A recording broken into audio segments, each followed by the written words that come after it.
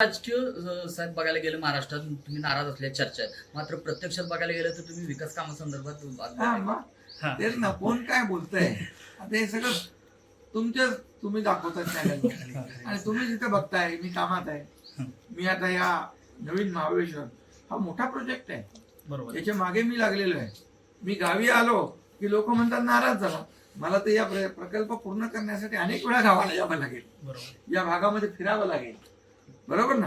अगदी पाटणपर्यंत जे जे स्पॉट याच्यामध्ये आहेत हे सगळे म्हणजे प्रतापगडापासून अगदी पाटणपर्यंत हा सगळा मोठा एरिया. आता 235 गावांनी त्याला 235 गावं याच्यात अंतर्भूत आहे. 295 गावांनी आणखी मागणी केलेली आहे. त्यामुळे हे मोठ्या प्रमाणावर ह्या पर्यटन जिल्हा म्हणून याची ओळख निर्माण होईल आणि त्यासाठी जे एफर्ट्स घ्यायचे आहेत ते इथला मी भूमिपुत्र म्हणून मला घ्यावे लागतील. साहेब, एक छोटासा प्रश्न आहे. रायगड आणि नाशिकच्या जागेबाबत पालकमंत्रीबाबत त्याला स्थगिती देण्यात आली आहे.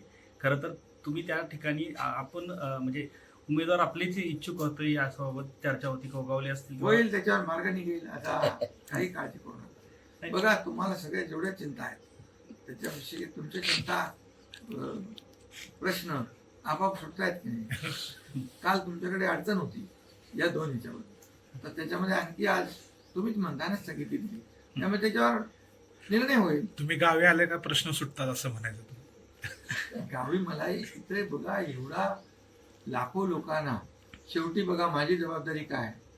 माझा एकच उद्देश आहे, या भागाचा कायापालट करणे, संपूर्ण विकास करणे. महाराष्ट्रामध्ये तर अनेक अशी जे जे पर्यटनाला चालना देणारी वाव देणारी ठिकाणं आहेत त्यांना तर डेव्हलप करणारच. म्हणून पर्यटन मंत्री शंभूराज देसाई यांना मी स्वतः सांगितलंय की तुम्ही जे जे असे जिथं पोटेन्शियल आहे पर्यटनाला चालना देण्यासाठी त्याचं सगळं तुम्ही पाहणी करा, व्हिजिट करा. काही ठिकाणी आम्ही जाऊ, काही ठिकाणी मुख्यमंत्री जातील, आम्ही जाऊ पाहून या ठिकाणी. आणि म्हणून या भागाचा विकास करणं, कायापालट करणं आणि इथल्या लोकांच्या जीवनामध्ये आमूलाग्र बदल घडवणं आणि इथला इतिहास, इथली संस्कृती जोपासणं, वाढवणं हा देखील उद्देश आहे. शेवटचा प्रश्न, महायुतीच्या मध्ये पक्षांमध्ये कोणतीही आलबेल किंवा नाराजी असं नाही असं म्हणायचे का तुम्हाला? कारण आता जी काही नाराजी तुम्हाला काही असं तुम्हाला का प्रश्न पडतो? तुम्हाला प्रश्न जेव्हापासून निवडणूक झाल्यापासून तुम्हाला तिकीट वाटपापासून पण सगळे प्रश्न सुटत गेले की नाही. मंत्रिमंडळापासून ते सुटले, आता पालकमंत्र्यापासून ते सुटले नाही. गोगावलेंची नाराजी त्यातनं स्पष्ट त्यांनी मुलाखतीमधून नाही. शेवटी काय अपेक्षा करणं वावगं काय. शेवटी त्यांनी अनेक वर्ष रायगडमध्ये काम केलंय.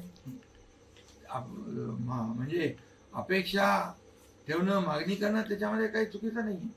त्यामुळे महायुती जी आहे, मी आहे, आमचे मुख्यमंत्री आहेत आणि दुसरे आमचे उपमुख्यमंत्री, आम्ही बसून त्याच्यावर मार्ग काढू. धन्यवाद. थँक्यू.